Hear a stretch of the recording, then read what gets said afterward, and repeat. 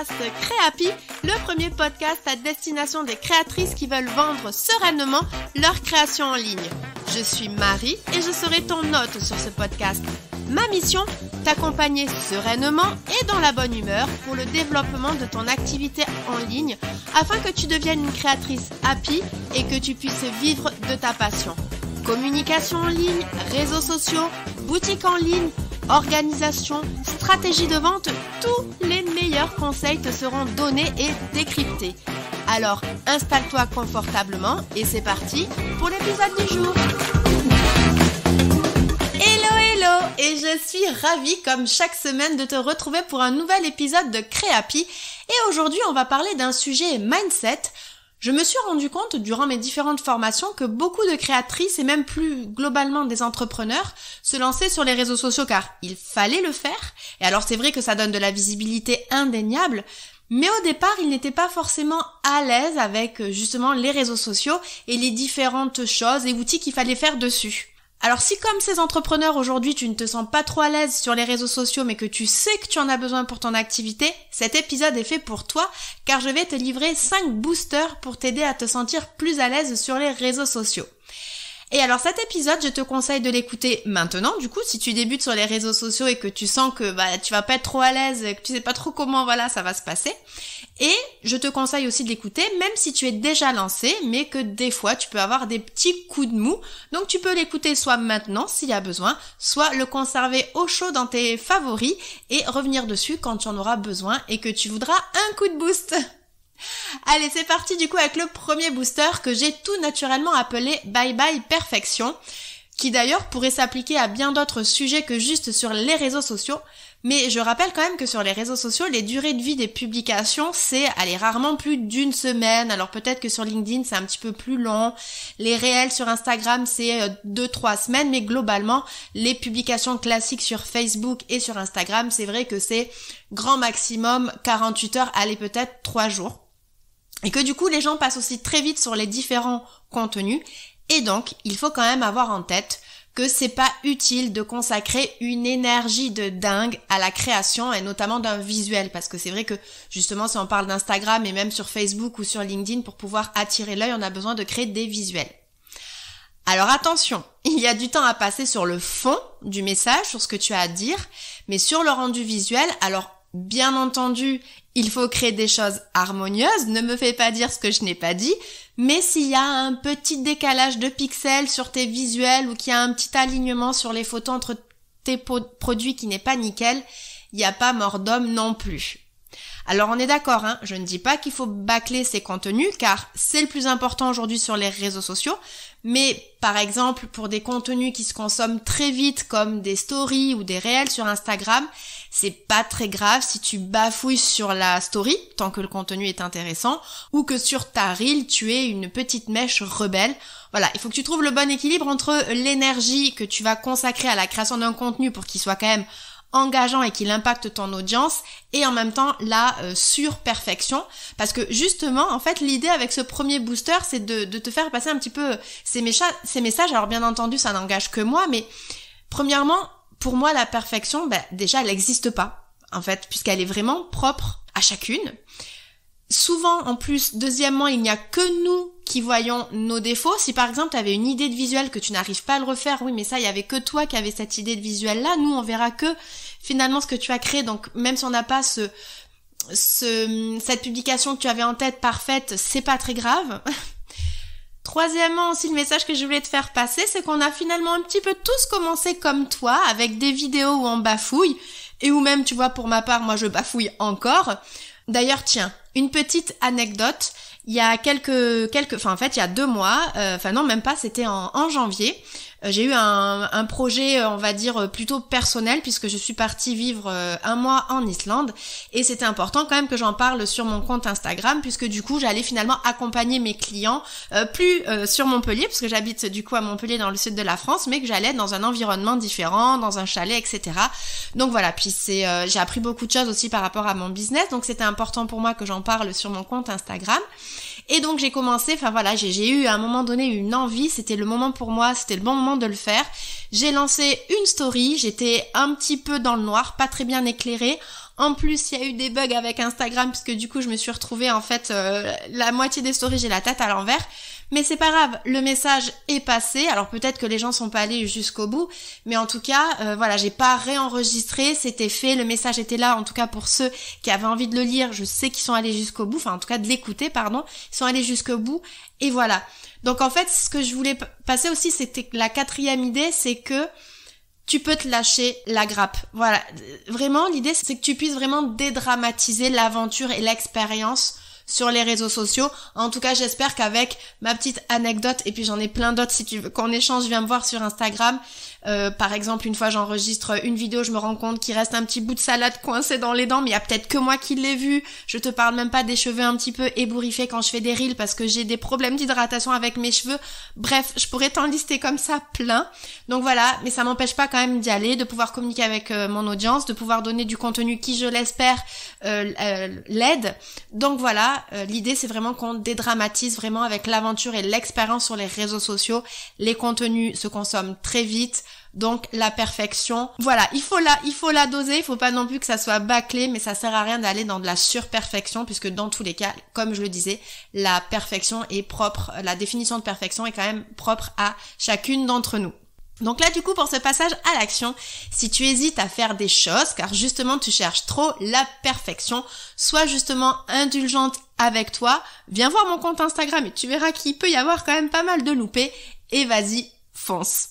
Ensuite, on va passer maintenant au deuxième booster et en fait là c'est dans la continuité du premier et donc c'est tout simplement de rester toi-même. Alors oui, ça peut paraître un peu évident mais je tiens à le préciser parce qu'on peut encore se rendre compte que des fois, ne serait-ce que juste de prendre une caméra, on aurait peut-être envie de pouvoir jouer un rôle. Et en fait, justement, de jouer un rôle, finalement, ça va te fatiguer parce que si tu veux vraiment montrer que tout va bien, si des fois ça va pas forcément, ou alors si tu veux mettre en avant des valeurs que tu partages pas vraiment mais que tu penses qu'ils peuvent faire écho avec ton audience alors que c'est pas les tiennes, ça va te fatiguer. Ensuite, tu n'arriveras pas à tenir sur la durée. Et surtout, les gens le sentiront. Donc les connexions finalement ne seront pas bonnes. Tu n'attireras pas en fait les bonnes personnes ou tes clients idéaux sur ton compte. On voit déjà assez de fausses vies créées spécialement sur les réseaux sociaux. Il n'y a pas besoin que tu fasses pareil. Vraiment, sois authentique puisque ça va se ressentir dans tes publications. Tu ne vas rien gagner en fait à être comme les autres et à faire semblant. Concentre-toi sur ce qui te rend unique et même si tu n'es pas parfaite, car je le redis, la perfection n'existe pas, je te renvoie au premier point qu'on vient de voir juste précédemment. Et d'ailleurs, pour ce passage à l'action, ce que je te conseille, c'est donc de créer un post, alors image ou vidéo, oui, tu me vois peut-être venir, ou une story où tu pourrais justement te représenter, présenter qui tu es, tes valeurs, voire pourquoi pas tes défauts, mais au moins ça sera ancré, alors déjà ça sera ancré pour ton audience, mais ça sera aussi ancré pour toi, ça sera posé finalement sur papier si je puis dire, donc tu n'auras plus besoin, si jusqu'ici tu jouais un rôle, tu n'auras plus besoin de jouer un rôle, ou si tu te posais la question de est-ce qu'il fallait jouer un rôle, eh bien justement là tu sais que non, il faut vraiment comme je disais que tu restes authentique, parce que sinon ça va se ressentir avec ton audience, tu n'attireras pas les bonnes personnes. Et du coup, bien entendu, tu me vois donc venir, tu n'as pas besoin sur cette image, sur cette vidéo, sur cette story, que tout soit parfait. Je te renvoie du coup au point qu'on a vu juste précédemment.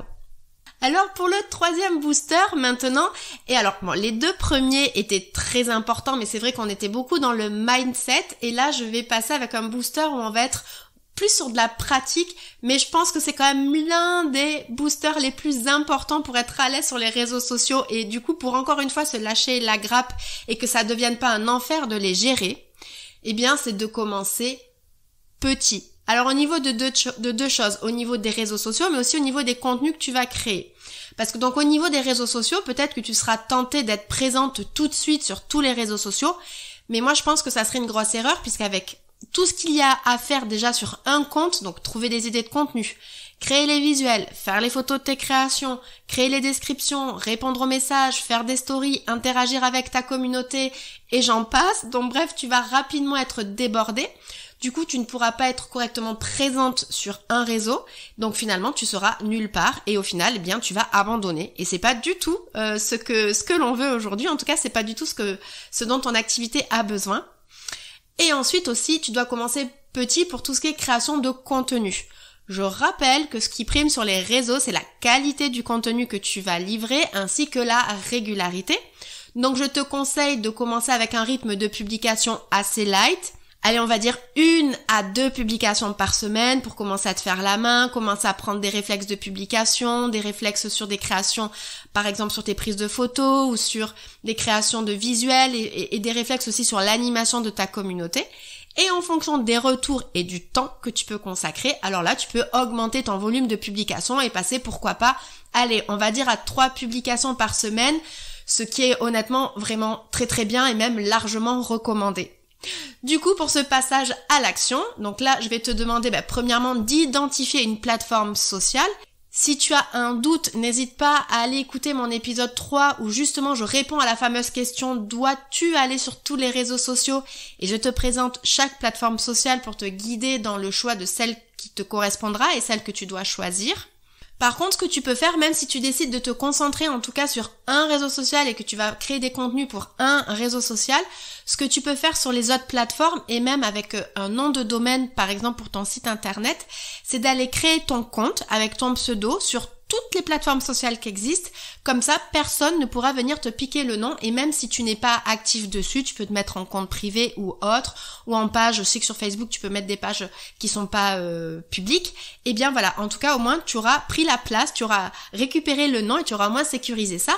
Et puis si à un moment donné, en fait, comme je le disais pour les contenus, quand tu seras à l'aise avec une plateforme sociale et que ça roulera bien et que tu verras que peut-être tu peux faire aussi dépendre les contenus et partager pourquoi pas un même contenu entre un Instagram et LinkedIn. Bon, en général, c'est pas du tout la même audience, mais par exemple, c'est vraiment un exemple, et bien là, à ce moment-là, tu pourras passer sur une deuxième plateforme. Voilà, tout comme on l'a vu tout à l'heure avec les contenus. Et justement, parlant des contenus, donc mon deuxième passage à l'action, c'est donc identifie un rythme de publication qui sera tenable pour toi. Donc voilà, plutôt 1 à 2 fois par semaine. Et petite astuce de productivité, justement, travaille par ce qu'on appelle par batching, c'est-à-dire que tu te dis, par exemple, 1 fois par mois ou 1 fois par semaine, je vais me consacrer là 2-3 heures et je vais programmer justement tous mes contenus de la semaine. D'ailleurs, si tu souhaites, parce que ça, je pense que ça viendra bien compléter cet épisode, si tu souhaites obtenir d'autres conseils pour ton organisation et ta productivité, tu peux aller écouter l'épisode 8 où je te livre 8 astuces pour gagner du temps dans tes journées. Maintenant, on va passer au 4e booster et là, je vais te parler, justement de temps et de priorité. Pour moi, en fait, ce sont 2 notions qui vont complètement ensemble et qui ne vont pas l'une sans l'autre. Nous sommes tous en manque de temps et en même temps, nous avons de nombreux objectifs. Du coup, pour arriver à faire coïncider tout ça et consacrer notre précieux temps aux choses qui nous seront vraiment utiles, qui seront utiles pour notre activité, je vais te conseiller 3 choses. La première, c'est déjà d'identifier tes objectifs. Alors là, je parle de tes objectifs avec les réseaux sociaux. Est-ce que tu souhaites avoir plus d'engagement, plus de visibilité, plus de ventes, plus de partenariats? Et je préfère te le dire tout de suite, ça peut pas être tout ça. Moi, souvent, on me dit, oui, je voudrais plus de visibilité, plus de ventes et tout ça. Et en fait, ça peut pas, si tu as un temps illimité, tu pourrais mettre ton énergie pour tout ça, mais il y en a forcément un au-dessus de l'autre. Ça peut être, alors l'engagement peut être au service de ta vente, mais si tu vas être vraiment sur de la vente là, rapide, directe, parce que tu es par exemple en offre promotionnelle, ou ça va être la fête des mères, donc là, tu sais qu'à ce moment-là, tu vas devoir faire des actions pour cette période de vente-là, de promotion-là. Et justement, après, donc deuxième conseil, c'est d'identifier les actions que tu dois mettre en place donc sur tes comptes, sur les réseaux sociaux pour y arriver. Par exemple, si c'est pour de la visibilité, tu vas plutôt aller te faire connaître auprès de personnes qui ne te connaissent pas, de comptes qui ne te connaissent pas. Si c'est pour de l'engagement, là, du coup, tu vas plutôt aller engager avec les gens pour que eux-mêmes engagent avec toi. Si c'est plutôt de la vente par rapport à la fête des mères, justement, tu vas créer des contenus, passer plus de temps pour créer des contenus liés à la fête des mères. Tu vas en parler plus en story, tu vas peut-être faire même des stories promo fête des mères ou ce genre de choses.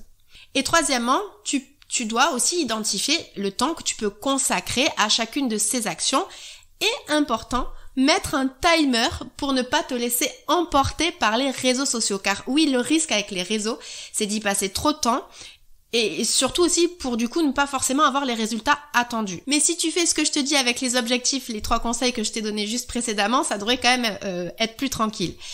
Mais mon but là, c'est que les réseaux sociaux ne te pompent pas tout ton temps et toute ton énergie, car Clairement, sinon, ça va te démotiver et tu seras plus vraiment copine avec les réseaux sociaux et ça, encore une fois, c'est pas ce qu'on veut.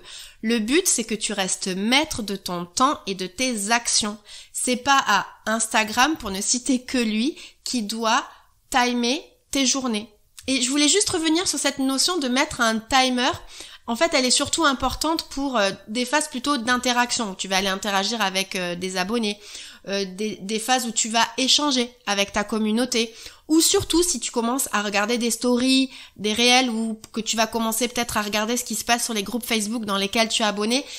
Là voilà, vraiment c'est mets un minuteur sur ton téléphone parce que je sais que c'est le genre de contenu qui happe et on peut passer beaucoup de temps dessus et d'ailleurs même des fois on n'a pas toujours la bonne notion du temps parce qu'on se dit non ça fait que 5 minutes et puis finalement on regarde l'heure et en fait ça en fait 15 quoi.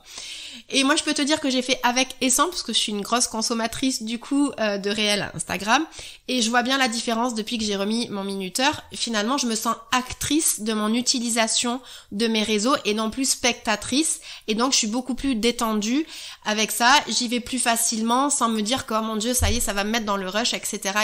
Non c'est bon c'est calé, on va dire c'est cadré. Du coup, je récapitule pour ton appel à l'action. Premièrement, identifie tes objectifs, les objectifs que tu souhaites avec les réseaux sociaux pour ton activité. Deuxièmement, identifie les actions que tu dois mettre en place pour y arriver. Troisièmement, identifie le temps que tu peux y consacrer. Et enfin, quatrièmement, mets un minuteur sur les actions qui en nécessitent, comme regarder les stories, les réels, tes fils d'actualité ou quand tu vas regarder des groupes Facebook. Et si tu ne sais pas identifier tes objectifs, tes actions ou le temps que tu peux y consacrer, n'hésite pas à venir m'en parler sur Instagram. Et enfin, nous voici donc arrivés au 5e et dernier booster. Et là, je voulais revenir sur donc une dernière notion, plutôt mindset aussi, qui est assez importante pour moi. C'est que les échecs sont ok, surtout sur les réseaux sociaux. Une publi qui ne fonctionne pas de réponse à une story, c'est ok. Car déjà, comme j'aime bien le dire, ça veut dire quoi? Fonctionner. Moi, par exemple, si j'ai pu aider une personne, mais ne serait-ce qu'une personne, déjà, c'est énorme. Et il faut pas oublier non plus les audiences silencieuses. Heureusement qu'elles existent. Mais bon, c'est sûr que malheureusement, comme son nom l'indique, on ne les voit pas toujours. Mais ça veut pas dire qu'elles ne consomment pas notre contenu et qu'elles ne pourraient pas devenir des clientes un jour. Et puis, en plus, aussi, tous les posts ne peuvent pas fonctionner. Il faut vraiment pouvoir regarder la vérité en face, si je puis dire. Il y en a tellement, vraiment. Donc, tous ne peuvent pas fonctionner, ils peuvent pas tous être au maximum. Par contre, oui, il y en aura qui pourront sortir du lot. Donc voilà, c'est vrai qu'il faut aussi avoir de la persévérance sur les réseaux sociaux. Donc voilà, par rapport à tout ça, ce que je peux te conseiller déjà, c'est premièrement d'accepter ce fait. Oui, l'échec est ok. C'est lui qui permet que d'autres choses peuvent être réussites en fait, parce que sans échec, il n'y a pas de réussite. Et deuxièmement, ce que tu peux faire aussi, c'est que quand tu as l'impression qu'un de tes posts ne fonctionne pas, et je mets fonctionne entre guillemets, car il faut voir ce qu'on entend derrière, eh bien en fait, tu prends les chiffres que tu vois et tu les mets dans le contexte de la vraie vie, de la vie réelle. Par exemple, si tu vois que 400 personnes seulement, et je mets des guillemets aussi, ont vu ta publication, alors déjà, vois les choses différemment. Donc déjà non, 400 personnes ont vu ton message, et 400 personnes, je peux te le dire, ça représente une grande salle de théâtre et pour avoir fait du théâtre et avoir joué devant plus de 400 personnes, je peux te dire que c'est une très grande salle. Et donc imagine si tu avais pu dire ce message dans la vraie vie devant 400 personnes, tout de suite il y a un impact complètement différent. Donc n'oublie pas vraiment de remettre ces chiffres dans le contexte de la vraie vie et de la vie réelle quoi. Et enfin troisièmement, de garder en tête qu'il suffit d'impacter et de toucher une personne. Parce que cette personne pourra à un moment donné devenir un client, donc il faut persévérer. Et dis-toi que à chaque fois, ça peut aider une personne même si tu ne la vois pas. N'oublie pas l'audience silencieuse. Et pour t'illustrer ça, je vais te prendre 2 exemples. Le premier, c'est c'est même pas qu'une fois, mais à plusieurs reprises, j'ai eu des personnes qui sont venues me voir en me disant écoute Marie, voilà, ça m'intéresse, j'aurais besoin d'être coachée, dis-moi comment on peut travailler ensemble, etc. Alors que ces personnes, je ne les avais jamais vues se manifester sur mon compte, j'avais jamais eu un like ou une réponse à une story. Donc voilà, je suis toujours surprise en fait et j'adore voir des messages comme ça parce que je me dis c'est pas parce qu'ils ne réagissent pas qu'ils ne voient pas les choses. Et surtout j'ai vu les choses d'une deuxième façon, donc là c'est la deuxième illustration que je voulais t'amener, c'est que moi-même je suis comme ça. J'interagis très peu finalement avec les comptes aussi de personnes que je suis. Et moi la première, j'ai acheté des produits auprès de créatrices avec lesquelles je n'avais jamais interagi.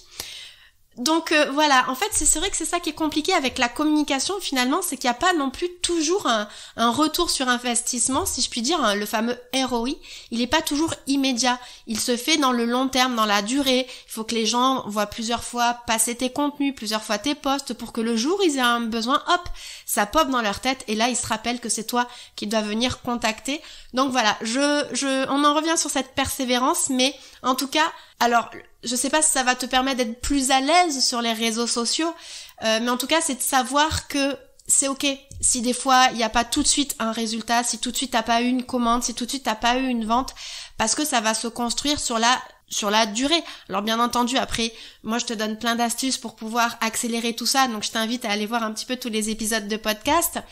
Mais voilà, en tout cas, pour être à l'aise déjà avec ça, c'est de se dire ok quoi, en fait, c'est normal que tout fonctionne pas, mais à un moment donné, avec la persévérance, ça viendra popper et sur l'algorithme, mais surtout dans la tête des gens. Et là, j'aurai mes clientes et c'est bon, j'aurai réussi finalement ma com quoi. Voilà, bah écoute, on est arrivé à la fin de cet épisode et de mes 5 boosters pour que tu te sentes à l'aise sur les réseaux sociaux, que je te résume rapidement. Donc premièrement, on dit bye bye à la perfection, sinon on n'avance jamais. Deuxièmement, on reste soi-même, sinon on va s'épuiser et surtout on ne va pas attirer nos clients idéaux. Troisièmement, on commence petit pour ne pas se fatiguer. Quatrièmement, on priorise ses actions et on time son temps pour rester maître de ses réseaux sociaux. C'est nous qui décidons, pas eux. Et cinquièmement, on sait que l'échec est ok, mais on persévère et on n'oublie pas l'audience silencieuse. Voilà, bah écoute, j'espère vraiment que ces quelques minutes d'écoute te permettront d'aborder les réseaux sociaux de manière plus sereine. N'hésite vraiment pas à venir m'en papoter sur Instagram. Je te relaisse mon nom de compte, c'est @instabymarie. Si tu as trouvé cet épisode intéressant et que tu souhaites soutenir le podcast et moi-même par la même occasion, n'hésite pas à laisser un 5 étoiles au podcast ou à t'abonner en fonction de la plateforme de podcast sur laquelle tu m'écoutes. C'est une petite action pour toi qui me fera très très plaisir, donc vraiment merci infiniment par avance. D'ici qu'on se retrouve dans le prochain épisode, je te souhaite une bonne journée, soirée, nuit, selon quand tu m'écoutes et je te dis à très vite. Salut!